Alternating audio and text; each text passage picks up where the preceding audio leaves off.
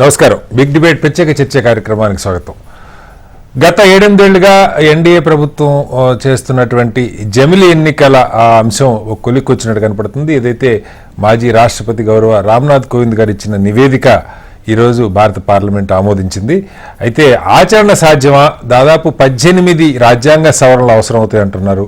ప్రస్తుత పరిస్థితుల్లో పార్లమెంట్లో అధికార పక్షానికి మెజారిటీ స్వల్ప నార్మల్ మెజారిటీ కూడా లేదు, ప్రతి మిత్రపక్షాల మీద ఆధారపడిన పరిస్థితి.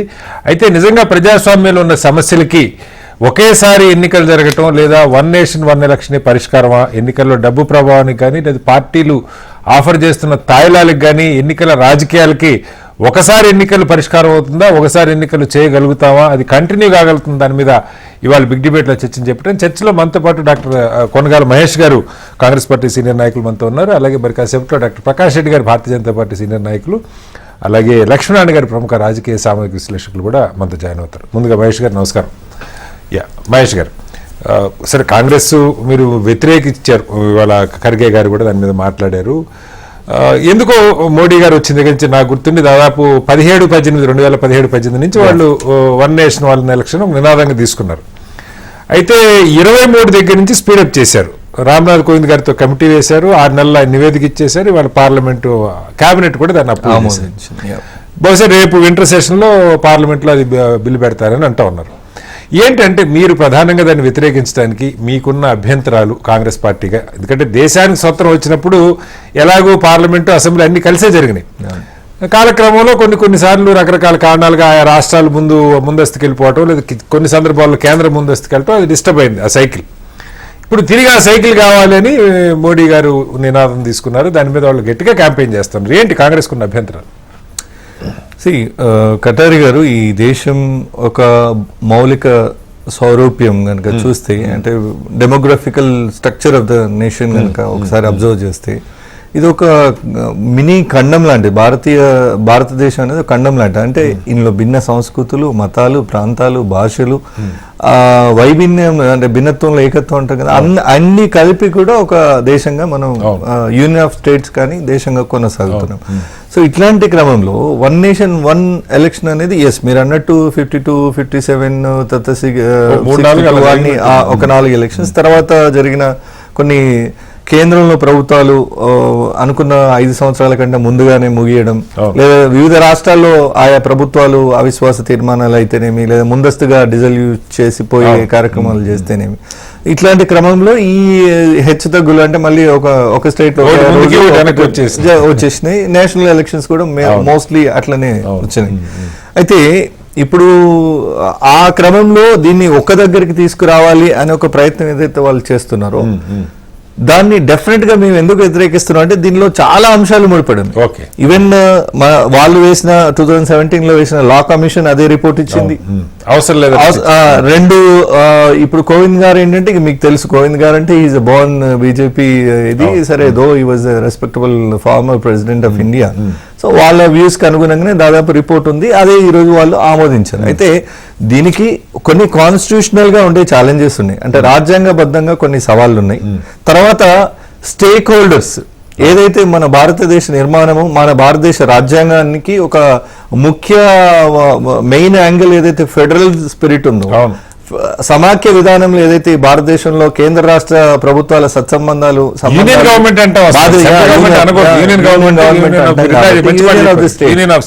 సో అట్లాంటి క్రమంలో ఈ ఫెడరల్ స్ట్రక్చర్ మీద డైరెక్ట్ అటాక్ చేస్తుంది ఇప్పుడు బీజేపీ.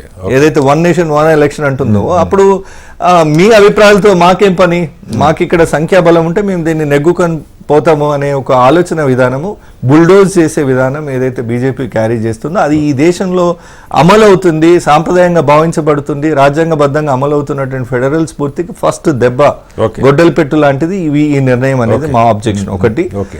రెండోది, రాజ్యాంగం విత్ ఇన్ ద కాన్స్టిట్యూషన్ కూడా article 83, article 84, article 172, article 174, article 356 అంటే ప్రెసిడెన్షియల్ రూల్ తో పాటు మిగతా వివిధ సందర్భాల్లో ప్రభుత్వాల ఈ కొనసాగింపు లేదంటే డిజల్యూషన్, గవర్నమెంట్ విచ్ఛిన్నం అయిపోవడాలు, ఇవన్నిటికి సంబంధించిన ఆర్టికల్స్ అన్ని మళ్ళీ రీరైట్ చేయాల్సిన అవసరం ఉంది. ఇవేమి చేయకుండా దేశ ప్రజల్ని ఈ 100 రోజుల ప్రోగ్రెస్ కార్డ్ ఏమి లేక ఇప్పుడు నిన్న I'm coming on to the political attack on BJP. This is the ground work. ఏది కాన్స్టిట్యూషనల్ గా ఇన్ని ఆల్మోస్ట్ 1 2 3 4 5 6 సెక్షన్స్ వాళ్ళు ఇచ్చిన వేదికలోనే 18 సవరణలు చేయాలన్నారు. వాళ్ళకి మెజారిటీ లేదు అక్కడ. లేదు. ఇది అదొకటి. తర్వాత మనం ఫెడరల్ స్ట్రక్చర్ ఏదైతే అనుకుంటున్నామో దాన్ని మనము వీటో చేస్తూ పోతున్నాము.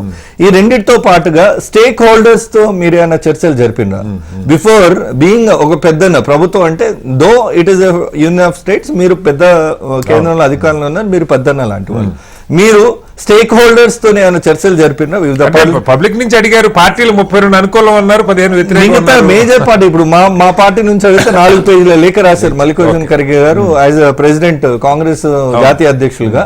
మేము దీన్ని ఈ కారణాల రీత్యా చేస్తున్నాం, దీన్ని వద్దని చెప్తున్నామని. వారు దాంట్లో చాలా స్పష్టంగా మీరు ఎలక్షన్ ఫండ్ ఏదైతే ఉందో దాని ఎక్స్పెన్సెస్ గానీ మిస్ మేనేజ్మెంట్ గానీ తగ్గించే అవకాశం ఉందని వీళ్ళు దాన్ని చెప్పుకొచ్చారు. అది కూడా రాంగ్ అని ప్రూవ్ అయింది. ఎందుకంటే ట్రాన్స్పరెన్సీ లేదు. మొన్నటిదాకా మన ఎలక్టోరల్ బాండ్స్ విషయంలో ఏమంటారు, గుర్తు తెలియని వాళ్ళు ఇచ్చిన విరాళాలే చాలా ఎక్కువ ఉన్నాయి. ఆల్మోస్ట్ 80% ఆఫ్ బీజేపీ ఇది అంటే రూలింగ్ లో ఎవరుంటే వాడికి అనుకూలంగా మారేటువంటి ప్రయత్నం ఒకటి. తర్వాత ప్రాంతీయ పార్టీలు ఇప్పుడు being a national party in a way మాకు కూడా అది పొలిటికల్ గా బెనిఫిట్ ఏమో, కానీ మేము మా స్వార్థమే చూసుకుంటలేమంటున్నాయి.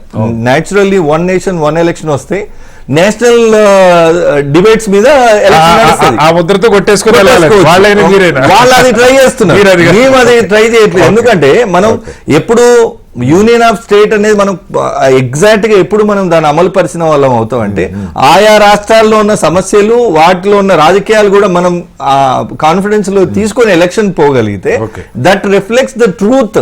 అంటే ఒరిజినల్ వాళ్ళ ప్రజల నుంచి వస్తున్నటువంటి స్పందన ఉంటుంది చూసారా, దాన్ని రిఫ్లెక్ట్ చేసింది అవుతుంది. ఇప్పుడు నువ్వు 1 నేషన్ 1 నేషన్ అంటే రేపు పొద్దున దీన్ని హిందూ రాష్ట్రంగా మార్చే ఒక ప్రక్రియ అన్నారు అనుకోండి, దేశంలో ఉన్న ఒక వర్గాన్ని మొత్తం మొబిలైజ్ చేసుకునే ఒక ఆలోచన కూడా అయి ఉండొచ్చు.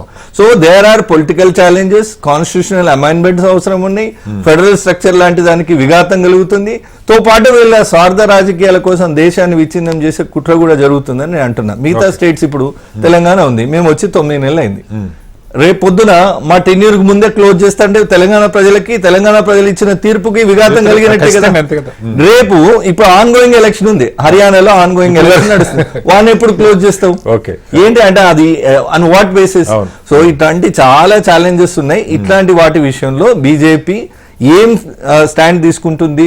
ఆ ఊరికే ఇది సిఫారసు చేసి కేబినెట్ అప్రూవల్ చేసి దీన్ని చర్చకు పెట్టింది.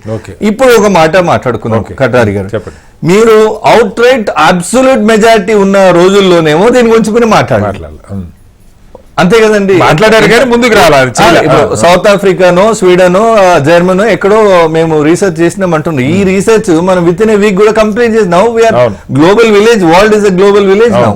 సో అట్లాంటిది మీరు ఇది డిలే చేసిండ్రు. మీకు అప్పుడు అబ్సల్యూట్ మెజారిటీ నుండి నిజంగా 1 నేషన్ 1 ఎలక్షన్ అంటే దాన్ని ఎవరు ఆపడానికి కూడా లేదు. మాకు సంఖ్యా బలం లేదు, మిగతా ఎవరు కూడా మిమ్మల్ని వ్యతిరేకించే పరిస్థితి లేదు. ఈ రోజు హౌస్ లోకి వచ్చినాక ఇలా కేబినెట్ తీర్పు అయిపోగానే రైతు చట్టాల్లాగా ఇల్లలకంగానే పండుగ కాదు కదా. మళ్ళీ నువ్వు ఆ రోజు దేశానికి క్షమాపణ చెప్పి వెనక్కి తీసుకున్న రోజు వచ్చింది. ఎన్నడూ అది మేము బలహీనంగా ఉన్నప్పుడే. ఇప్పుడు మేము మరింత బలం పుంజుకొని ఆల్మోస్ట్ మీకు మాకు డిఫరెన్స్ ఎంత 40, అంతే కదండి. రెండోది కూటమికి ఎన్డీఏ వర్సెస్ మా ఇండియా కూటమి చూస్తే మీ ఎన్డీఏలో ఉన్న 2 ఇప్పుడు 4 చైర్లకి 4 కోడ్లు అంటే ఇవి ఉంటే సపోర్టింగ్ పిల్లర్స్ ఉంటే 2 సపోర్టింగ్ పిల్లర్స్ ప్రాంతీయ పార్టీలే. ఫస్ట్ ఎఫెక్ట్ వాళ్ళకే పడుతుంది. సో మీరు ఒక దిక్కు మీరు వాళ్ళని సంకనెక్కించుకొని తిరుగుతూ రెండో దిక్కు నలిపే ప్రయత్నం చేస్తున్నారు. ఎందుకంటే క్యాబినెట్ అప్రూవల్ అంటే తెలుగుదేశం మంత్రులు దానిలో ఉన్నారు సార్, వాళ్ళది కూడా స్ట్రాటజీ అయ్యేది కాదు పోయేది కాదు. సభలోకి వచ్చినప్పుడు చూసుకున్నా అప్పుడు ఓటింగ్ అప్పుడు మన స్టాండ్ ఏంటో డిక్లేర్ చేయొచ్చు. ఇప్పుడు మనం అంటే ఇప్పుడే ప్రభుత్వంతో మనకి ఎందుకు అనే వేచి చూసే ధోరణి కూడా అయి ఉండొచ్చు.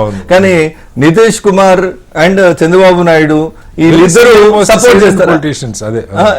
వాళ్ళు పక్కన జరిగితే నీ గవర్నమెంట్ నువ్వు దేశంలో ఉన్న గవర్నమెంట్ లను మార్చడం కాదు, నీ గవర్నమెంట్ ఉండే పరిస్థితి ఉండదు ఈ 2 ప్రాంతీయ పార్టీలు లేకపోతే. వాళ్ళ మీదనే కదా డిపెండ్ అయి నడుపుతున్నావు ప్రభుత్వాన్ని.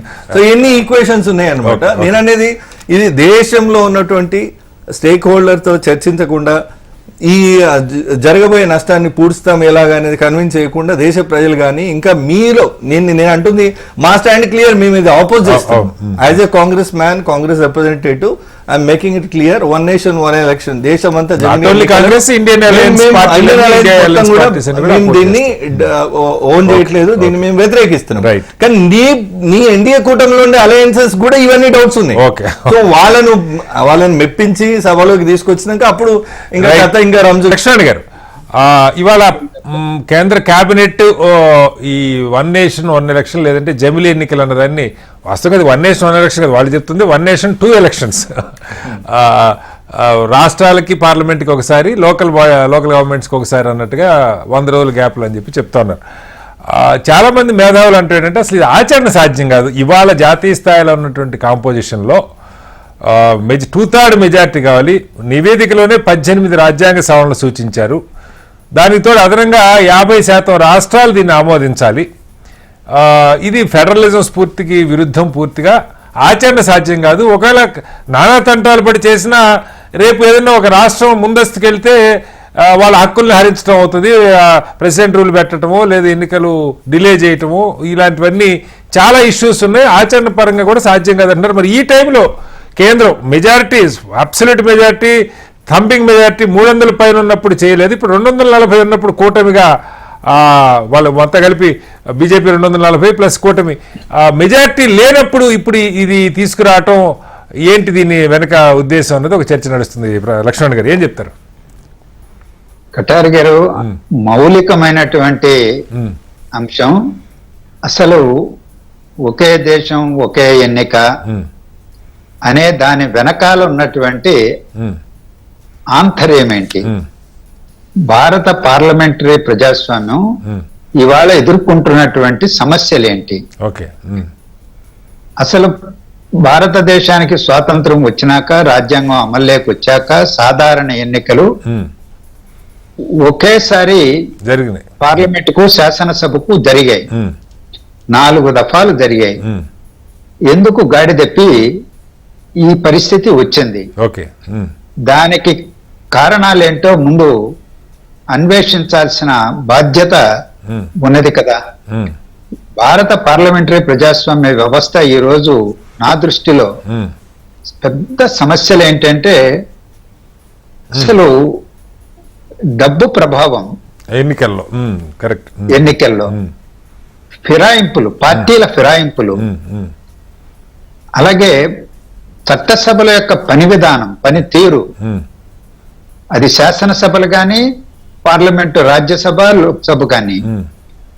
అసలు శాసనసభలు ఎన్ని రోజులు జరుగుతున్నాయి, ఎలాంటి చర్చలు జరుగుతున్నాయి, వాటి నాణ్యత ప్రమాణాలు ఏంటి, చట్టసభల యొక్క పనితీరు నాణ్యత ప్రమాణాలు ఏంటి, ఇవి చాలా ప్రాధాన్యత సంతరించుకున్నటువంటి అంశాలు. భారత ప్రజాస్వామ్యాన్ని వేధిస్తున్నటువంటి, పర్ఫెక్ట్ సార్, పర్ఫెక్ట్ చెప్పండి.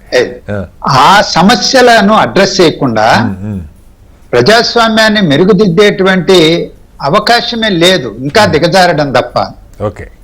కేవలం ఎన్నికల చుట్టూ పరిభ్రమించేలాగా చేసి ఒకే ఎన్నిక అని 5 ఏళ్లకు ఒకసారి ఎన్నికలు జరిగితే 5 ఏళ్ల పాటు ఎలాంటి నిశ్చింతగా పరిపాలన సాగచ్చు, పాలన మీద దృష్టి సారించచ్చు, డబ్బు వృధా కాదు అనే ఒక హైప్ సృష్టించడం వల్ల ఏం ఆశిస్తున్నారు అనేది ఒక పెద్ద ప్రశ్న. దానికి ముందు కేంద్ర మంత్రివర్గం ఎవరైతే దీన్ని ఆమోదించారో ఆ పెద్దలు సమాధానం చెప్పాలా. ఆచరణ సాధ్యమా కాదా అనేది రెండో అంశం. మీరు అన్నట్లు రాజ్యాంగ సవరణ జరగాలి, శాసనసభలు 2/3 మెజారిటీతో ఆమోదించాలి. అసలు లోక్సభలోనే 2/3 మెజారిటీ ఇవాళ లేదు.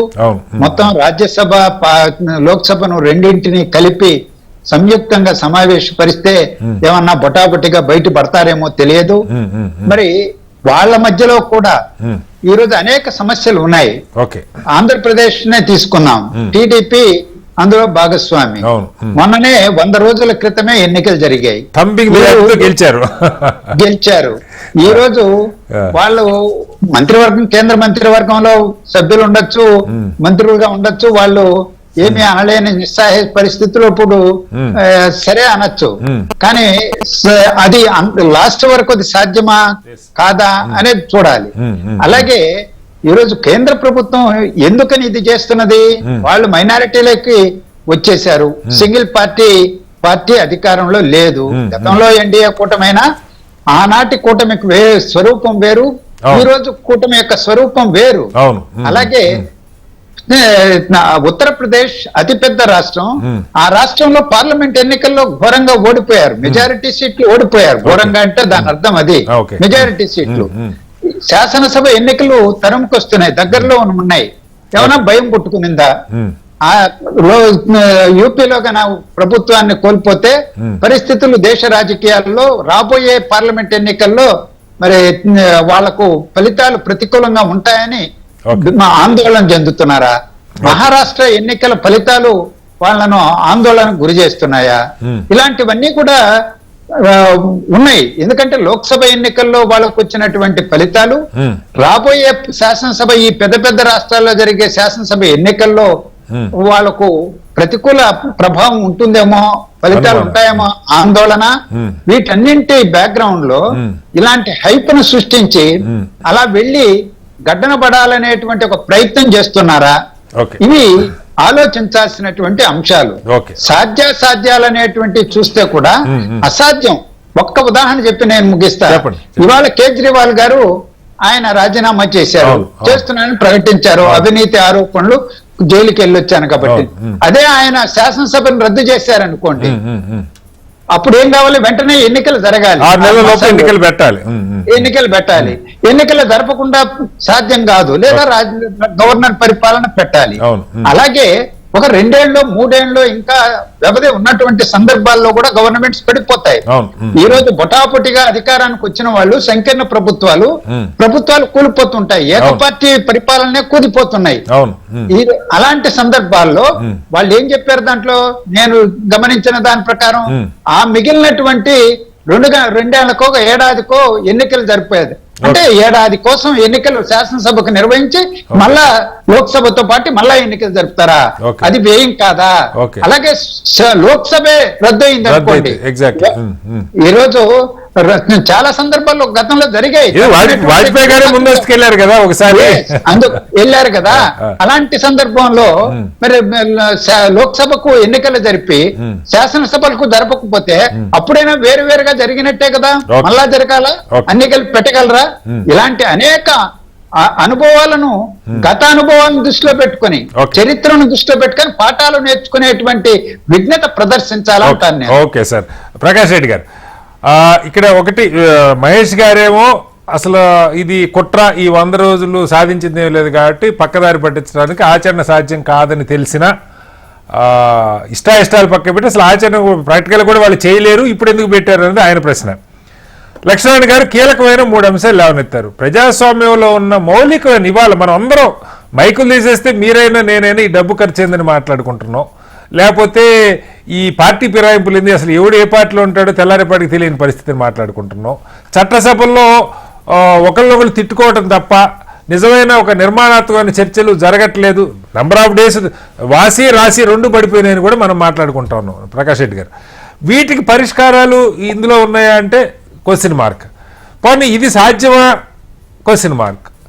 దీన్ని కంటిన్యూ చేయగలుగుతావా? రాష్ట్రాలు రద్దు చేసుకునే హక్కు, వాళ్ళకు ఉన్నటువంటి ప్రజాస్వామ్య హక్కులు ఫెడరల్ స్ఫూర్తిలో, ఇప్పుడు భారతదేశంలో చాలా రాష్ట్రాలు ప్రపంచంలో చాలా దేశాల కంటే పెద్దని మనమే మాట్లాడుకుంటాం. వీళ్ళందరి హక్కులను హరిస్తామా?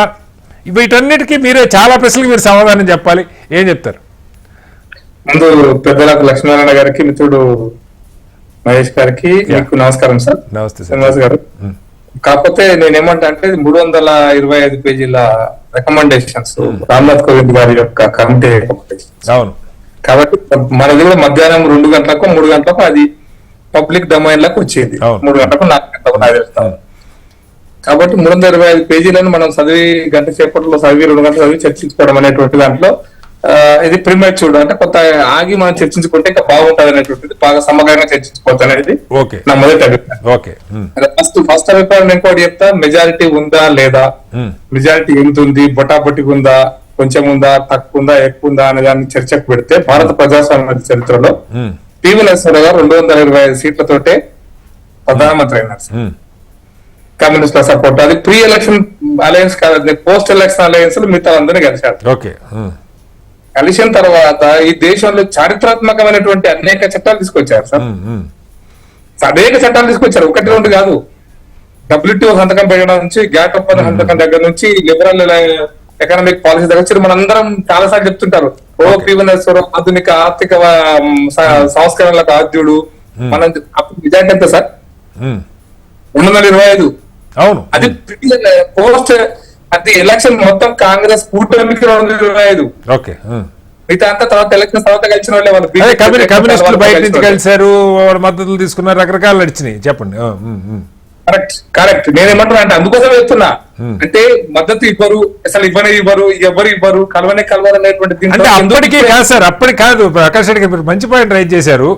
పివి నరసింహారావు గారి వ్యక్తిత్వం లేదా ఆ రోజు ఉన్నటువంటి రాజకీయాలకి ఇవాళ మోడీ గారి ఇమేజీ, మోడీ గారి పర్సనాలిటీ, ఇవాళ ఉన్నటువంటి పోలరైజ్డ్ పాలిటిక్స్కి అంటే మీకు సార్ మీరు మద్దతు ఒకవేళ మీరు సాధించగలుగుతారేమో, 2 పార్టీలు మీతో వచ్చినాయి, ఇంకొన్ని పార్టీలు వస్తాయి నాకు తెలియదు. కానీ అసలు అది సెకండరీ మనం ఆచరణ సాధ్యమా కాదా ఒక అంశం. దాన్ని కూడా మీరు చెప్పండి. అసలు అందుకోసం మీరు టీవీ చూసే వాళ్ళకి 3-4 ఎగ్జాంపుల్ చెప్తే అర్థమైతే చెప్పండి. అటల్ బిహారీ వాజ్పేయి గారి ప్రభుత్వం సమయంలో కూడా బీజేపీకి హైయెస్ట్ 186 సీట్లే వచ్చాయి. మన్మోహన్ సింగ్ గారు మొట్టమొదటి ప్రధానమంత్రి అయినప్పుడు 245 సీట్లే వచ్చాయి. రెండోసారి ప్రధానమంత్రి అయినప్పుడు 203, 204 సీట్లే వచ్చాయి సార్. కాబట్టి మన్మోహన్ సింగ్ గారు చారిత్రాత్మక నిర్ణయం తీసుకున్నారు. అంటే మల్టీ బ్రాండెడ్ దీంట్లో విదేశీలు తీసుకోవాలని, అటామిక్ బిల్ మీద సిపిఎం డిఫర్ అయిపోయినా కూడా ఆ యొక్క ఓటింగ్ లో గెలిచాడు. మనం చూసినాం కదా సార్. కూడా అంతర్జాతీయంగా భారతదేశం మొత్తాన్ని ప్రభావితం చేసినటువంటి అనేక బిల్లులను పార్లమెంట్ పాస్ చేసుకుంది. బీజేపీలో సపోర్ట్ చేయలే, కానీ చేసేవాళ్ళు చేసినారు, బిల్లులు పాస్ అయినాయి. మన ముందు కనపడి అటల్ బిహారీ వాజ్పేయి గారు అనేక దీంట్లో కూడా బిల్లు తీసుకొచ్చారు. పివి నరసింహారావు గారికి మనం అందరం చెప్పుకుంటున్నాం కదా, ఇప్పుడు జేపీసీకి పోయినటువంటి వక్ఫ్ బిల్లు మొత్తం 1995లో భారీ నాయకత్వంలో వచ్చింది. ఆ బిల్ ఎట్లా పాస్ అయింది అప్పుడు సపోర్ట్ చేశారు. అందుకోసమని బిల్స్ పాస్ కావడానికి ఈ మెజారిటీలకు సంబంధం లేదనేటువంటిది మన్మోహన్ సింగ్ 2 సార్లు, అటల్ బిహారీ వాజ్పేయి గారు కానీ, పివి నరసింహారావు గారు కానీ, అంతకుముందు విపి సింగ్ కానీ అందరి కాలంలో మెజారిటీ రాజీవ్ గాంధీ తర్వాత ఇప్పటిదాకా మెజారిటీ వచ్చిన సంఘటన, పూర్తి మెజారిటీ వచ్చిన సంఘటనలు అంటే బీజేపీకి 2 సార్లు వచ్చినాయిగా, మీకు లాస్ట్ 2 టర్మ్స్ మెజారిటీ ఉంది. మళ్ళీ ఇప్పుడు కూడా ఎన్డీఏకు 303 సీట్లు వచ్చాయి సార్. 223, మాకు 240 వస్తే మిగతా అందరు కలిపి, మాకు మద్దతు ఇచ్చే వాళ్ళందరూ కలిపితే మాకు ప్రీ ఎలక్షన్ అలయన్స్ లోనే 290 పైచిలకు ఉన్నాయి సార్. పోస్ట్ ఎలక్షన్స్ అలయన్స్ వేరే ఇంకా. కాబట్టి దాన్ని ఈ మెజారిటీ లేకపోతే అది పాస్ కాదనేటువంటి తప్పు. నెంబర్ 1. మీరు లక్ష్మణ గారు చెప్పింది కరెక్ట్ ఒక పాయింట్ లో. చట్టసభలు ఈ రోజు చట్టాల గురించి మాట్లాడకుండా మా ఊరికి డ్రైనేజ్ లేదు, ముందు సార్ వారు చెప్పేవారు కదా మా ఐఏఎస్ అఫ్సర్, లోక్సత్తా నాయకులు, డ్రైనేజ్ లేదు. జయప్రకాష్ గారు చెప్పండి. మా ఇంటికి పెళ్లికి రాలేదు, మా ఇంటికి దావత్కి రాలేదు, మా ఇంటికి 21 దినానికి రాలేదు. ఇటువంటి రాజకీయాలు చేరి ఒక ఎమ్మెల్యే యొక్క సమయం ఎంత వృధా అవుతుందంటే, ఇప్పుడు ఫ్లెక్సీలు ఒక 4 గంటలు, మన రోజు 7 గంటలు కూర్చున్నటువంటి పరిస్థితి. వీళ్లకు చట్టసభలలో ఇప్పుడు 325 పేజీల పుస్తకం సార్ ఇది, రామ్నాథ్ కోవింద్ రికమెండెడ్ పుస్తకం. మీరు ఒక్కొక్క పేజీని చదివి అర్థం చేసుకోవాలంటే ఎంతసేపు కావాలి? ఒక చట్టసభకు వస్తుంది. ఇది కేబినెట్ ఆమోదం పొందినంత మాత్రం అయిపోలే కదా. పార్లమెంట్ శీతాకాల సమావేశాలు వస్తుంది. వచ్చిన తర్వాత దీన్ని జేపీసీకి పోతుందా, 5 నెలలుగా బిల్లు పాస్ కావడానికి మెజారిటీ ఉందా లేదా? మీరు కనీసం టైం ఇచ్చారు. గతంలో కొన్ని బిల్లులు లాగా కాకుండా దీని మీద కాస్త వింటర్ సెషన్ టైం ఉంది కాబట్టి కాస్త అధ్యయనం చేసే వాళ్ళకన్నా చేయడానికి అవకాశం ఉంది. ప్రకాష్ రెడ్డి గారు మళ్ళీ మీ దగ్గరికి వస్తారు. ప్రకాష్ రెడ్డి గారు కంటిన్యూ చేయండి. అంటే సరే మీరు ఆచరణ సాధ్యం అన్నది సరే, రాజకీయ రేపు పొద్దున పార్లమెంట్లో ఏం చేస్తారో తెలియదు, కానీ కీలకమైన అంశాలు ఇప్పుడు మన లక్ష్మణ్ గారు మాట్లాడిన 3 అంశాలకు సంబంధించి ఏం చెప్తారు? రేపొద్దున రాష్ట్రాల హక్కులకు సంబంధించి ముందస్తుకి రాష్ట్రాలు వెళ్ళినా కేంద్రం వెళ్ళినా అప్పుడు మాత్రం ఎన్నికలు పెట్టకుండా కుదురుతుందా, లేదా 1 సంవత్సరంకో 6 నెలలకో ఎన్నికలు పెడితే అది డెమోక్రసీకి మంచిదా? వీటన్నిటి మీద ఏం చెప్తారు?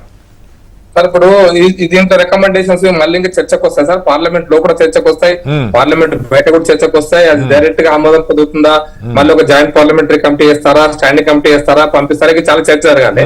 బట్ నేను చదివినటువంటి నా తక్కువ సంబంధించిన విషయం ప్రకారం అయితే ఖచ్చితంగా ఒకవేళ పార్టీలు మారినా లేదా మెజారిటీ తగ్గినా లేకపోతే హంగ్ అసెంబ్లీ వచ్చినా అనేక కారణాలు ఇవన్నీ చెప్పి ఏవి వచ్చినా 3 ఏళ్ల తర్వాత పార్టీ మారి ఆ ప్రభుత్వం పడిపోతే నెక్స్ట్ 2 ఏళ్ల కోసం ఆ శాసనసభ ఎన్నికలు జరుగుతాయని చెప్పారు సార్. ఇప్పుడు ఎట్లయితే మనం బై ఎలక్షన్స్ ఎమ్మెల్యే కోసం బై ఎలక్షన్ జరుగుతాయి ఆ 2 ఏళ్ల కోసం. కాబట్టి ఇటువంటి విషయాలను కనుక మనం అధ్యయనం చేస్తే 2 ఏళ్ల కోసం పార్టీని పడగొడదామారా బాబు, 2 ఏళ్ల కోసం పార్టీ మారదామారా బాబు అనుకుంటే వాళ్ళు కూడా కొంత సైకలాజికల్ డెమోక్రసీని స్ట్రెంథెన్ చేసే అవకాశం కూడా ఎందుకు ఉండకూడదని ఆలోచించండి. ఏడాది తర్వాత మొత్తం ఎలక్షన్ వస్తాయి, మనం ఇప్పుడే పార్టీ మరి ప్రభుత్వం ఎందుకు పడగొట్టాలి?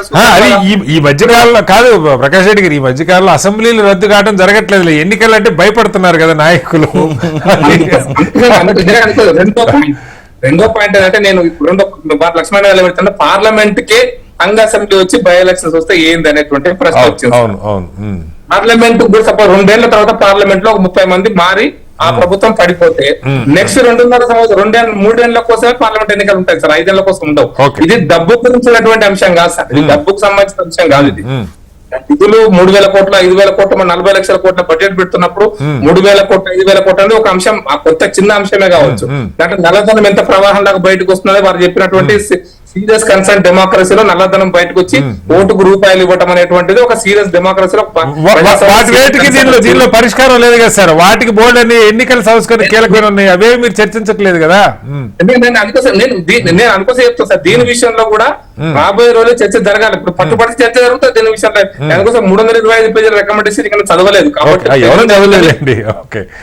ప్రిలిమినరీ విషయాలను వచ్చినటువంటి అంశాల ఆధారంగా నేను చెప్పదలుచుకున్నాను సార్. ఇప్పుడు అందుకోసమని ఇప్పుడున్నటువంటి పరిస్థితుల్లో నేను మళ్ళీ కూడా చెప్తున్నా, 1 నేషన్ 1 ఎలక్షన్స్ అనేది ఒక పాయింట్ ఏంటంటే సార్, ప్రతి అసెంబ్లీ ఎలక్షన్స్ దృష్టి పెట్టుకొని ప్రభుత్వం కేంద్ర ప్రభుత్వం కానీ మిగతావి కానీ నిర్ణయం తీసుకునేటప్పుడు ఆ ఎలక్షన్స్ లో ఓడిపోతాం. ఇప్పుడు మీరు వారు చెప్పారు మహారాష్ట్రలో బీజేపీ పరిస్థితి బాగాలేదు, ఓడిపోతామేమో కాబట్టి మహారాష్ట్ర ఎలక్షన్ కోసం గ్యాస్ ఇంకోటి ఇవ్వాలి, హర్యానా మేము ఓడిపోతామేమో కాబట్టి ఎంఎస్పీ గురించి మాట్లాడాలి, హిమాచల్ ప్రదేశ్ మేము ఓడిపోతామేమో కాబట్టి ఆర్పీ రైళ్ల గురించి మాట్లాడాలి. ఇట్లా ప్రతిసారి ఎన్నికల పేరు మీద కేంద్ర ప్రభుత్వము నిర్ణయాలు తీసుకోవడంలో చాలా జాప్యం జరుగుతుంది, దానివల్ల అభివృద్ధి కుంటుపడుతుంది.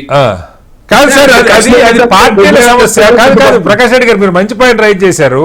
ఇప్పుడు రాజకీయ, అది కాంగ్రెస్ కావచ్చు బీజేపీ కావచ్చు, మీ రాజకీయ సమస్య అది. రాజకీయ సమస్య మీద ఉదాహరణకి ఇప్పుడు ఇందాక లక్ష్మణ్ గారు చెప్పారు, ఏపీలో తెలుగుదేశం కొత్తగా ప్రభుత్వం ఏర్పడింది, వాళ్ళ టర్మ్ని కట్ చేసే హక్కు మీకెక్కడ ఉన్నది? లేదు ప్రజలు ఓటు అందుకోసం మళ్ళీ మీకు అక్కడ దాకా మీరు అడిగారు కాబట్టి అక్కడ దాకా రాలేదు సార్. ఒక విషయం ఏంటంటే అమిత్ షా గారు చాలా స్పష్టంగా చెప్పింది ఏంటంటే, ఇప్పుడు ఈ రోజు నెక్స్ట్ 3 నెలల్లో 6 నెలల్లో 7 ఎలక్షన్ వస్తాయని ఎవరు చెప్తలేదు సార్. 5 సంవత్సరాల కాలం లోపల అనే పదవి ఉపయోగించారు అమిత్ షా గారు సార్, పొద్దున మాట్లాడారు. 5 years అంటే నెక్స్ట్ 2029. 6 నెలల ముందు కావచ్చు 6 నెలల తర్వాత కావచ్చు, అన్ని కలిపి ఎలక్షన్ జరగడానికి ఉన్న అవకాశాలని ఇప్పుడు చర్చిస్తారు మళ్ళీ పదం ఉపయోగించారు. మళ్ళీ వస్తాను సార్ దగ్గరికి. అందుకోసమనే దాన్ని ఇప్పుడు ప్రిమేచ్యూర్ గా డిస్కస్ చేయడం, తెలుగుదేశం పార్టీ కానీ ఇంకొక పార్టీ అయినా దగ్గరికి వచ్చినప్పుడు ఉండేటువంటి వాటిని ఎట్లా ప్రీపోన్ చేయాలో వాటిని ఆ రాష్ట్ర ప్రభుత్వాలు ఎట్లా స్పందిస్తాయి వీటన్నిటి దృష్టిలో పెట్టుకునే ఉంటారు సార్. ఇది ఇంకా చాలా ప్రిమేచ్యూర్డ్ గా ఈ రోజు చాలా మొదటి అంటే 3 గంటల్లోనే మనం చర్చించుకుంటాం సార్. మీరు మన చర్చ ప్రిమేచ్యూర్డ్ కావచ్చు, కానీ ఒక నివేదిక వచ్చింది, కేంద్ర కేబినెట్ ఆమోదించింది, దానిలో అన్నిటికీ పరిష్కారాలు ఉండాలి కదా. పరిష్కారాలు చూద్దాం ఎలాగే దీని మీద లోతుగానే చర్చ జరుగుతుంది. కాంగ్రెస్ నుంచి మాట్లాడే ముందు దీని మీద ప్రాంతీయ పార్టీ అయిన బీఆర్ఎస్ నుంచి శ్రవణ్ గారు, అలాగే సిపిఐ జాతీయ నాయకులు నారాయణ గారు మాట్లాడారు. అసలు వాళ్ళు ఏం మాట్లాడారు ఒకసారి చూద్దాం. జమిలీ ఎన్నికలు అనేటువంటి ఒక అంశం ఒక పార్టీకి సంబంధించింది కాదు, ఒక రాష్ట్రానికి సంబంధించింది కాదు, ఈ దేశంలో ఉన్నటువంటి అన్ని రాజకీయ పార్టీలకు సంబంధించిన అంశం, ఈ దేశంలో ముఖ్యంగా ఉన్నటువంటి ఒక 140 కోట్ల మంది ప్రజలకు సంబంధించిన అంశం. క్యాబినెట్ మాత్రమే దీన్ని క్లియర్ చేసింది అన్నటువంటి ఒక వార్తల ధర్మిల ఒక ప్రధానమైనటువంటి ఒక సంశయం ఏంటంటే, ఇది పార్లమెంట్లో పూర్తి స్థాయిలో చర్చించినారా, పార్లమెంట్లో అన్ని రాజకీయ పార్టీలు దీనిపైన వారి వారి అభిప్రాయాలను తీసుకున్న తర్వాత ఒక బిల్లు రూపంలో పార్లమెంటుకు పట్టుకొచ్చిన తర్వాత ఈ బిల్లును పార్లమెంట్లో చర్చ చేసి తర్వాత అది క్యాబినెట్కు తీసుకెళ్ళినరా అనేటువంటిది ఇంకా కూడా లేదు. ఇప్పుడు క్యాబినెట్ క్లియర్ చేసింది కాబట్టి తర్వాత పార్లమెంట్లో ప్రవేశపెడతారా అనేటువంటిది ఇంకా కూడా క్లారిటీ లేదు. ఏది ఏమైనప్పటికీ కూడా దీనిపైన పూర్తి స్థాయి ప్రజాస్వామిక చర్చ జరగాల. ఈ one election, one nation, one leader అనే ఒక ప్రమాదకర సిద్ధాంతాన్ని మొదలుపెట్టి మోడీ గవర్నమెంట్ ట్విస్ట్ చేస్తా ఉంది. ఒక రకంగా మొత్తం వ్యతిరేకత పెరుగుతా ఉంది. ఈ 100 రోజుల్లో నువ్వేం చేశావు దానిపైన విమర్శ పెరుగుతా ఉంది. ఒకవైపు కేంద్ర ప్రభుత్వం వైఫల్యాలపైన విమర్శ జరుగుతూ ఉన్నాయి. ఇంకొక వైపు కేంద్ర ప్రభుత్వం మోడీని మార్చాలని తీవ్ర ప్రయత్నం చేస్తున్న వార్తలు వస్తున్నాయి. ప్రైమ్ మినిస్టర్ తెమ్మితే ఉంటాడో తెలియదు. రెండో వైపు జమ్మూ ప్రాముఖ్యత ఉంటే ఇప్పుడు జమ్మూ కాశ్మీర్ ఎన్నికలు జరుగుతూ ఉన్నాయి. ఇంకా మళ్ళా హర్యానా ఎన్నికలు జరగబోతున్నాయి. మహారాష్ట్ర ఎన్నికలు ప్రిపేర్ అవుతున్నారు. దీన్ని బట్టి ఈ అభివృద్ధి ఏం చేస్తారు అంటున్నప్పుడు కేవలం ఇష్యూని డైవర్ట్ చేసి వాళ్ళు ఎదుర్కొంటున్న అనేక సమస్యలు పక్కన పడేయడానికి ఇది ఒక జిమ్మిక్ గానే ఈ వన్ ఎలక్షన్ నుంచి పెడుతున్నారు. మేము సిపిఐగా మేము మాత్రం ఇది ఫెడరల్ స్టేట్, ఇది ఫెడరల్ కంటే సాధ్యం కాదు. ఒకసారి మహేష్ గారు, ఇక్కడ జాతీయ పార్టీల ఆలోచన మొదటి నుంచి కూడా కొంచెం డిఫరెంట్గా ఉంటుంది. అది ఒక్కోసారి మీకు మంచి జరగవచ్చు, నష్టం జరగవచ్చు. ఇప్పుడు దానికి 2014 టైంలో నిర్భయ సంఘటన, అవే 1-2 సంఘటనలు మీకు దారుణంగా దేశం అంతా మీకు నష్టం చేసినాయి. గతంలో కొన్ని సందర్భాల్లో మీకు లాభం చేసి ఉండొచ్చు కొన్ని అంశాలు. లేదు మన్మోహన్ సింగ్ గారు ఫస్ట్ మీద రిఫార్మ్స్, గ్లోబలైజేషను ఇవి అనుకుని రెండోసారి మీరు రాగలుగుతా ఉన్నారు. బట్ ప్రాంతీయ పార్టీల దగ్గరికి వచ్చేసరికి ఇప్పుడు ప్రజాస్వామ్యంలో అందరికీ బాగా ఉంది కదా. బీఆర్ఎస్ మనం చూసాం మొన్న తెలంగాణలోనే పార్లమెంట్కి, అసెంబ్లీకి వాళ్ళకి దాదాపు 20% ఓట్లు తేడా ఉంది. అంటే ఒక మనకి వాళ్ళు గెలవచ్చు, గెలవకపోవచ్చు. అంటే ప్రజల ఆలోచన ఒకేసారి అన్ని ఎన్నికలు జరిగితే కీలకమైన అంశం అది కదా. ఇప్పుడు దేశానికి ఎలాంటి బలమైన మంచి ప్రభుత్వం కావాలో రాష్ట్రానికి కావాలని కోరుకునే పరిస్థితుల్లో ప్రజలకు ఆ సపరేషన్ తెలిసి ఉండాలి. అది మనకి స్పష్టంగా అది ఎక్కడో లోపం కనపడుతుంది చాలా సందర్భాల్లో. ఒక రాష్ట్రంలో ప్రభుత్వం వస్తే అసలు కింద లోకల్ బాడీస్ మొత్తం మారిపోతున్నాయి. మనం చూస్తూ ఉన్నాం. మీరుంటే మీకు అనుకూలమైనవి వచ్చేస్తున్నాయి, వాళ్ళుంటే వాళ్ళకి అనుకూలమైనది. ప్రజలకు కూడా అది గందరగోళమే ఉంది. ఇప్పుడు కేంద్రం జాతీయ స్థాయిలో ఉదాహరణకి ఇప్పుడు వాస్తవంగా హర్యానా, మహారాష్ట్ర కలిసి రావాలి, విడగొట్టారు. రేపొద్దున ఇప్పుడు ఢిల్లీ నుంచి వాళ్ళ డిమాండ్ ఉంది, మాకు ముందస్తుకు వెళ్తామని. పెట్టరేమనే డౌట్ ఉంది వాళ్ళకి, మహారాష్ట్ర కలిపి పెట్టరేమోనని. సో నిజంగా జాతీయ స్థాయిలో ఈ దీని మీద ఒక చిత్తశుద్ధి ఉందనుకోవాలా, లేదు ప్రాంతీయ పార్టీల భవిష్యత్తు ఏమవుద్ది? నేషనల్ లెవెల్లో పాజిటివ్ వస్తే ఆ జాతీయ పార్టీకి లాభం, కార్గిల్ లాంటితో మరొకటో. లేదు నెగిటివ్ వస్తే ఏదన్నా నేషనల్ లెవెల్లో ఆ జాతీయ పార్టీకి నష్టం కావచ్చు. బట్ ప్రాంతీయ పార్టీలకి 2 రకాలకు కూడా, తెలుగుదేశం కావచ్చు, శివసేన కావచ్చు, లేదా ఇంకో పార్టీ, ఏ పార్టీ అయినా ఒక నేషనల్ ఫర్వర్లో కొట్టుకుపోతే ఆ ప్రాంతీయ పార్టీల ఉనికి ఏమవుతుంది? ప్రాంతీయ పార్టీలని తొక్కేసే ఆలోచన అని ఒక చర్చ ఉంది. సార్ ఇప్పుడు నాకు తెలిసి 2014లో కేసీఆర్ గారు మొదటి టర్మ్ వచ్చిన తర్వాత ఒక 6 నెలలు ముందు పోవడానికి ఆయన చెప్పుకున్న రీజన్స్, అంటే డిజాల్వ్ ఎందుకు చేసినామంటే చెప్పలేకపోయినా ఇంటర్నల్ గా చెప్పుకున్న రీజన్స్ ఏంటంటే నేషనల్ పర్స్పెక్టివ్ లో ఎలక్షన్ నడిస్తే మనల్ని కొట్టేస్తాయి నేషనల్ పార్టీస్, మనం దీన్ని ఈ స్టేట్ ఇష్యూగా రైజ్ చేసి దీని మీద కొట్లాడాలి. అప్పుడైతే నన్ను మోడీతోని, రాహుల్ గాంధీతో నన్ను పోలుస్తారు, నేను ఎక్కడ అంటే ఏదో ఒక దశలో నేను తక్కువగా అయిపోతా. స్టేట్ విషయం అయ్యేసరికి స్టేట్ ప్రెసిడెంట్లతో నన్ను పోలుస్తారు కాబట్టి నేను గెట్ ఆన్ అయిపోతానని అట్లా ఆయన వెళ్ళిన ఆ పర్యవసరమే మన మామూలుగా లోక్సభతో పాటుగా జరిగే ఎలక్షన్స్ మనం కేసీఆర్ గారే దాన్ని మార్చి మళ్ళీ ఇది స్టేట్ సపరేట్ ఎలక్షన్ అనేది తీసుకొచ్చింది. సో డెఫినెట్ గా ప్రాంతీయ పార్టీలకు ఈ దేశంలో ఏ రాజకీయ పార్టీకైనా ఇప్పుడు పార్టీ పెట్టుకోవడానికి అవకాశం ఇచ్చినాము అంటేనే, రాజ్యాంగం పర్మిషన్ ఇచ్చింది, ఎలక్షన్ కమిషన్ గుర్తింపు ఇచ్చింది అంటేనే దాని అర్థం వారికి కూడా కొన్ని హక్కులు ఉంటాయి. సో డెఫినెట్ గా ప్రాంతీయ పార్టీలకు కొంత అబ్జెక్షన్స్ ఉన్నాయి. అవి గ్రాస్ గా లాస్ అయ్యేది ప్రాంతీయ పార్టీలే. వన్ నేషన్ వాళ్ళ ఎలక్షన్ వస్తే అంటే ఒక లైన్ బయటికి ఒక అడిగేసి మాట్లాడితే గ్రాస్ గా కొట్టుకుపోయి ఇయే ప్రాంతీయ పార్టీలే. ఎక్కడో అస్తిత్వం ఉన్న తమిళనాడు లాంటి రాష్ట్రాలు, అట్లాంటి రాష్ట్రాల్లో ప్రాంతీయ పార్టీలు ఏమన్నా మనగలుగుతాయి అంటే అట్లీస్ట్ వాళ్ళన్నా కొంత కాన్ఫిడెంట్ గా ఉండొచ్చు. కానీ మిగతా పార్టీలు ఇప్పుడు మీరే అన్నారు ఇందాక, వాళ్ళు 39 సీట్లు గెలిచిన పార్టీ మళ్ళా 16 పార్లమెంట్ స్థానాలకు 17 స్థానాలకు పోటీ చేస్తే ఒకటి కూడా గెలవలేదు, 9 డిపాజిట్ కూడా రాలేదు. సో నేషనల్ పర్స్పెక్టివ్ వచ్చేసరికి నేను ఇగ్నోర్ చేసేసారు కేసీఆర్ గారిని, కేసీఆర్ పార్టీని. అది ఆ రకంగా చూసుకుంటే ప్రాంతీయ పార్టీలకు డెఫినెట్ గా అది వాళ్ళకు ఉండే ఆబ్జెక్షన్స్ ఏవో వాళ్ళకు ఉంటాయి, నేను దాన్ని కాదన్న. కానీ డెఫినెట్ గా ఇంత పెద్ద నిర్ణయం తీసుకునేటప్పుడు స్టేక్ హోల్డర్స్ తో, అంటే కేవలం మేము పార్లమెంట్ ఇప్పుడు పెద్దలు ప్రకాష్ రెడ్డి గారు చెప్పిన దాంట్లో కొన్ని విషయాలు మనం అబ్జర్వ్ చేయాల్సిన అవసరం ఉంది. గతంలో మైనారిటీ ప్రభుత్వాలు అంటే మేము ఆ బొటాబొటి మెజారిటీ ఉన్న ప్రభుత్వాల్లో ఇంత గొప్ప నిర్ణయాలు తీసుకోలేదా, రెవల్యూషనరీ డెసిషన్స్ చాలా జరిగినాయి కదా, అది ఎల్పిజి కానీ అంటే మిగతా అంశాలు కానీ ఆటోమిక్ ఎనర్జీ డీల్ కానీ ఇవన్నీ కూడా. సో వారంటుంది ఇవన్నీ కూడా ఎక్కడ కూడా దీనిలో direct effect on state governments ఎక్కడ లేదు. అవన్నిటిని అంటే వారు చెప్పినటువంటి పాలసీ డెసిషన్స్ అవి డైరెక్ట్ ఎఫెక్ట్ ఎక్కడ కూడా పాలిటిక్స్ కి political interest of any state party involve కాలేదు అక్కడ. అక్కడి వరకు బానే ఉంది, ఎందుకంటే అది of course union of state తీసుకునే డెసిషన్ అక్కడ హౌస్ లో మెజారిటీ ఉంటే సరిపోతుంది, ఆ డెసిషన్స్ పాలసీ మార్చే డెసిషన్స్ కాబట్టి ఆడికి సరిపోతుంది. But when it comes to జమిలీ ఎలక్షన్ అనుకుంటే రాష్ట్రాల ఇంట్రెస్ట్లు రేపు నేనే మా ఉదాహరణే వస్తుంది. ఇప్పుడు రేపు మా రాష్ట్ర ప్రభుత్వం ఉంది, దగ్గర 9 నెలలు అవుతుంది, అది 8.5-9 నెలలు అనుకుందాం. సాగదీస్తే మమ్మల్ని ముందుగా చేయమంటే కూడా మాకు నష్టమే. రెండోది ఇంకో ఇప్పుడు ఎలక్షన్ జరుగుతున్న వాళ్ళు ఉన్నారు, తర్వాత వచ్చే ఎలక్షన్స్ ఎక్స్టెండ్ చేయరు, మీకు 5 ఏళ్ళకి మించి ఎక్స్టెండ్ చేయరు, కావాలంటే కోస్తారు ఎక్స్టెండ్ చేసి ఇది డెఫినెట్ గా. అయితే వారు ఒక మాట ప్రకాష్ రెడ్డి గారు ఒక మాట ఏమన్నారంటే, ఇది ఖర్చుతో చూడకండి, ఖర్చుది ఏముందండి, ఇంత పెద్ద బడ్జెట్, ఇన్ని లక్షల కోట్ల బడ్జెట్ మనది, ఈ ఖర్చు 3,000-4,000 కోట్ల బడ్జెట్ ఏముంది, ఖర్చు పెట్టేయచ్చు అని. నేనేమంటున్నా అంటే ఖర్చు ఒకటే కాదు, ఎలక్షన్ అనగానే నేషనల్ వైడ్ ఎలక్షన్ అంటే ఖర్చు, తర్వాత దానిలో ఎంప్లాయీస్ అందరు ఇన్వాల్వ్ అయి ఉంటారు, అంటే మొత్తం గవర్నమెంట్ వ్యవస్థ మొత్తం దాని మీదనే పనిచేస్తుంటది.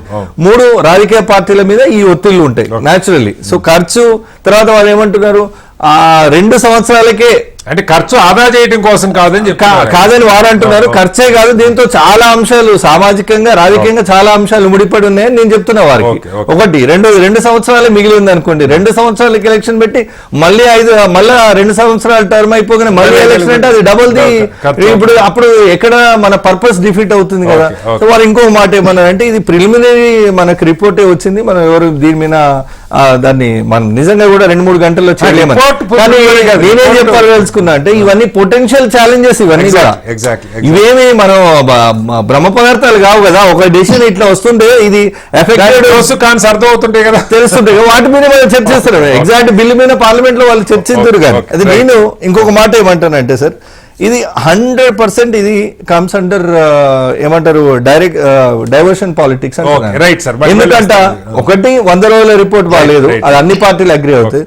మొన్న బడ్జెట్ సెషన్స్ కూడా మీరు చూసారు కదా, గౌరవ ప్రధాని గారు first time in the history ప్రధాని గారు పార్లమెంటుకు రాకుండా బడ్జెట్ మీద సమాధానం చెప్పుకోలేని పరిస్థితుల్లో ఉన్నటువంటి సందర్భం మనం చూసినాం. అంటే దేశంలో చెప్పుకోవడానికి ఏం లేక ఒక ఇంకొక కొత్త చర్చను, అంటే చిన్న గీత పక్కకి పెద్ద గీత పెట్టి దాన్ని డైవర్ట్ చేసే ఆలోచన బీజేపీ. లక్ష్మణ్ గారు, మౌలికంగా ఒక అంశం చెప్పండి.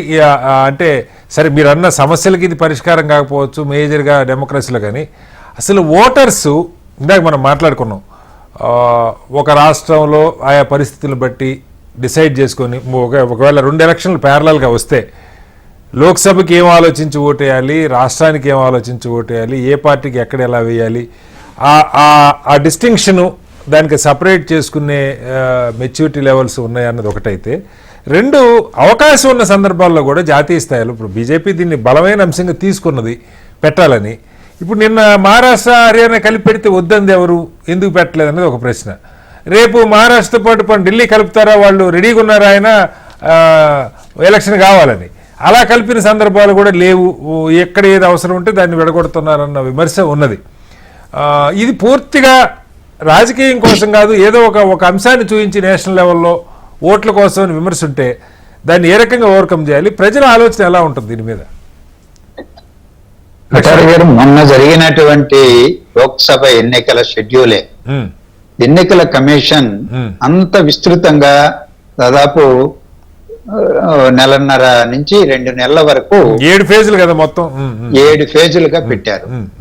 అంత అవసరం ఉందా అనే ప్రశ్న వేసిన సమాధానం చెప్పినటువంటి వాళ్ళు లేరు.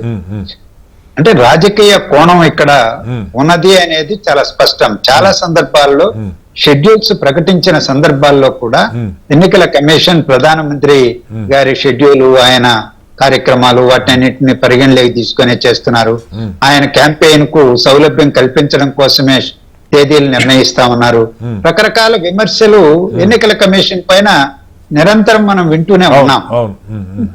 అలా అంటే ఎన్నికల కమిషనే పాక్షిక దృష్టితో ఉన్నది, నిష్పాక్షికంగా ఎన్నికల స్వేచ్ఛగా నిర్వహించడం లేదు, భారత ప్రజాస్వామ్యమే ఈ రోజు ప్రమాదంలో ఉన్నది అనేటువంటి చర్చ జరుగుతున్నది. ఈ మధ్య రాహుల్ గాంధీ గారు యుఎస్ కెళ్ళి అక్కడ ఏదో మాట్లాడితే దాని మీద మిరియాలు కారాలు నూరుతున్నారు కదా ఇవాళ భారతీయ జనతా పార్టీ వాళ్ళు. అంటే ఆయన ఈ కోణంలోనే మాట్లాడింది. అంటే భారత ప్రజాస్వామ్య వ్యవస్థను బలోపేతం చేయడం అనేటువంటి వైపున ఏ సంస్కరణ వచ్చినా ప్రజలు స్వాగతిస్తారు. ఆ వైపున ఉన్నదా అనేటువంటిది ప్రశ్న. రెండవది, ఈ పార్లమెంట్ ఎన్నికలు శాసనసభ వచ్చినప్పుడు ప్రజలు విఘ్నత ప్రదర్శిస్తున్నారు, చేయడం లేదని కాదు. వాళ్ళ ఆంధ్రప్రదేశ్ తీసుకున్నాం. ఆంధ్రప్రదేశ్ లో జగన్మోహన్ రెడ్డి గారి పాలన 5 ఏళ్లు చూశారు కాబట్టి ఆ ప్రభుత్వాన్ని ఉంచాలా లేకపోతే దించాలా అనేటువంటిదే ప్రధానంగా పనిచేసింది. అదే లోక్సభ ఎన్నికలకు వచ్చేప్పటికి టీడీపీతో పొత్తు పెట్టుకున్నప్పటికీ బీజేపీని అత్యధిక స్థానాల్లో ఓడించారు ప్రజలు. అంటే కేంద్ర పోటీ చేసిందే తక్కువ స్థానాలు కదా, పాయింట్ అది కదా. పార్లమెంట్ స్థానాల్లో చూడండి, వాళ్ళు పోటీ చేసిన స్థానాలు, ఓడిపోయిన స్థానాలు, అలాగే శాసనసభలు. నేను అనేది ఏంటంటే ప్రజలు ఎంతో కొంత విఘ్నత ప్రదర్శిస్తున్నారు, చైతన్యయుతంగానే పనిచేస్తున్నారు. అది అన్ని సందర్భాల్లో ఉండకపోవచ్చు. మీరు అన్నట్టు కార్గిల్ సమస్య లేకపోతే బాలాకోట్ సమస్య ఇంకోటి వచ్చినప్పుడు హైజాక్ చేసి, దక్షిణ భారతదేశ పరిస్థితి వేరు, మళ్ళా ఉత్తర భారతదేశంలో వేరు. అందువల్ల ఇది ఒక సువిశాలమైనటువంటి దేశం భారతదేశం, వైవిధ్యం కలిగినది. అందువల్ల ఉత్తర భారతదేశానికి, నార్త్ ఈస్టర్న్ పార్ట్కి, దక్షిణాదికి, పశ్చిమానికి అన్నిటికీ తేడాలు ఉన్నాయి. ఒకటి ఈ రోజు పోతే ఇంకొక అంశం ఏంటంటే శాసనసభ ఎన్నికలు. ఉదాహరణకు నేను ఇంత ముందు ఢిల్లీ ప్రస్తావించాను. నిన్న ఒక సమస్య ముందుకొచ్చేటప్పటికి మెడికోస్ ఆందోళన చేస్తుంటే మమతా బెనర్జీ గారు ఏమన్నారు, నేను అవసరమైతే రాజీనామా చేస్తానన్నారు. ఆ ఉద్రేక వాతావరణం, ఉద్యమం కొనసాగి రాజీనామా చేశారనుకోండి, ఎన్నికలు పెడతారా? డబ్బు కాదు ప్రధానం అని అంటున్నారు. డబ్బే ఒక కారణంగా చూపెడుతున్నారు. ప్రతిరోజు ఎన్నికలు పెడితే అసలు ఎన్నికల యంత్రాంగం వీటన్నింటికి నిబంధనలు, ఎన్నికల నియమావళి అడ్డొస్తా ఉంది. పరిపాలనకి, అభివృద్ధి కార్యక్రమాలు చర్చ దాని మీద జరిగింది వాస్తవంగా. ఇవన్నీ జరుగుతూనే ఉన్నాయి. అవి ఇది కాదు అని చెప్పడానికి లేదు కదా. అనేక సమస్యలు ముడిపడినటువంటి అంశం ఇది. టైం తక్కువ ఉంది లక్ష్మణ్ గారు. ప్రకాష్ రెడ్డి గారు, ఫైనల్ గా ఒక్కటి చెప్పండి, ఇది నిజమైనటువంటి సమస్యలకి, ఇందాక ఆయన రైజ్ చేసిన సమస్యలకి మీరు కూడా అదే అంటున్నారు, చర్చలు జరగాలి వీటి మీద కూడా లోతు. కానీ ఇవాళ ఉన్న సమస్యలకి ఒక అంశం, ఇప్పుడు ఉదాహరణకి బెంగాల్లో గత నెల నుంచి ఒక మానభంగం దాని మీద, అధికార దుర్వినియోగం మీద చర్చ జరుగుతూ ఉంది. ఇలా చాలా సందర్భాల్లో ఆయా రాష్ట్రాల్లో, తెలంగాణలో జరిగింది, లేకపోతే నేషనల్ లెవెల్లో నిర్భయ సంఘటన జరిగింది. ఒక సెంటిమెంటల్ ఇష్యూస్ ఏదో ఒకటి ఉంటాయి. ఆయా సందర్భాల్లో అది కార్గిల్ కావచ్చు, లేకపోతే ఎమర్జెన్సీ కావచ్చు, పాజిటివ్ ఉండొచ్చు, నెగిటివ్ ఉండొచ్చు. వాటి ఆధారంగా ఎన్నికలకు వెళ్తే, ప్రభుత్వాలు నిర్ణయాలు తీసుకుంటే, రాష్ట్రాలకేమో ఆ స్వేచ్ఛ లేదు, కేంద్రం ఏది తీసుకుంటే దాంతోపాటు వెళ్ళాలన్నది. ఇది నిజంగా అలాగే ప్రజలు ఆ విఘ్నతతో ఆలోచించి దేనికి సపరేట్ చేసి ఓటేసే పరిస్థితిలో ఉన్నారా? ఇప్పుడు యూపీ ఉంది, యూపీలో మీకు తగ్గినాయి, దాని అర్థం అక్కడ రాష్ట్రంలో పాలన బాగలేదనా, లేదంటే జాతీయ స్థాయిలో ప్రభుత్వం మీద వ్యతిరేకత ఉందనా? పార్లమెంట్ ఎన్నికలకి ఎలా అర్థం చేసుకోవాలి?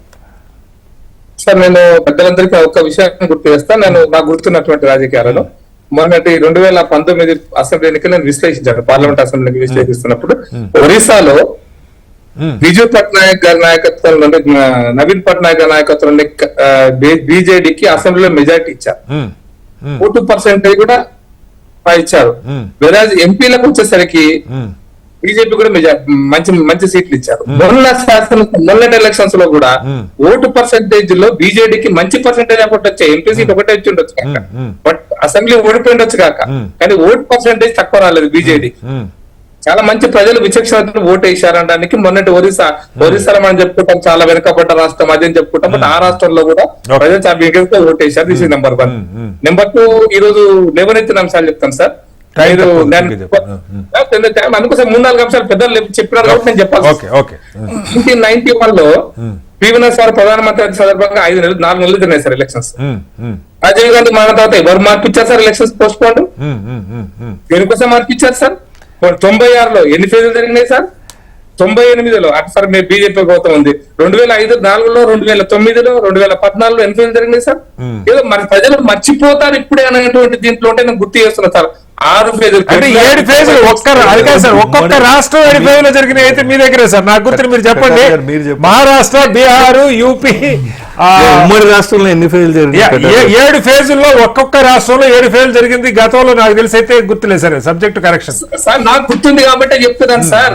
2014లో 7 ఫేజులు, 2009లో ఏ రాష్ట్రం? రాష్ట్రం చెప్పండి. దేశం అంటే ఏడు ఫేజులు కాదు. 2 సీట్లకు, జార్ఖండ్ లో 3 సీట్లకు, ఓకే, ఓకే. ఛత్తీస్గఢ్ లో 3 సీట్లకు, 5 సీట్లకు, ఉత్తరప్రదేశ్ లో 6 సీట్లకు ఎన్నికలు జరిగినటువంటి పరిస్థితి నేను చూశాను సార్. మీకు కావాలంటే record. Okay, okay, number 2. Okay. Number 3 అంటే నేను అనుకో చెప్తుంది రికార్డు ఏదో బీజేపీ ఎలక్షన్ కమిషన్ ఇన్ఫ్లుయెన్స్ చేస్తున్నటువంటి మాటలు మాట్లాడడం, ప్రజాస్వామ్యాన్ని ఒక రకంగా అపహాస్యం చేయడం సార్. ఎలక్షన్ కమిషన్ ఇండిపెండెంట్ గా ఉంది Right. ఉంటది. కాంగ్రెస్ అయితే ఇప్పుడు తెలంగాణలో ఎలక్షన్ కమిషన్ తెలంగాణలో మాత్రం కాంగ్రెస్ పార్టీకి అనుకూలంగా ఉంది, ఢిల్లీలో బీజేపీకి అనుకూలంగా ఉందని మాట్లాడేటువంటి స్థాయికి దిగజారినటువంటి రాజకీయ విశ్లేషణ దాకా మేము బోధించుకోలేదు సార్. Right sir, okay. అన్నిటికంటే ఇంపార్టెంట్ ఒక చదివి వినిపిస్తాను సార్. ఒకటి Last sentence, sir. ఒకటే నిమిషం సార్. సార్ దీనికి లెజిస్లేటివ్ అసెంబ్లీస్ అన్లెస్ దాంట్లో ఉండదు sir. Article 83 the duration of the house of the parliament and article 172 duration of the state legislature. Okay. This constitutional amendment will not need ratification by the states. Okay right sir.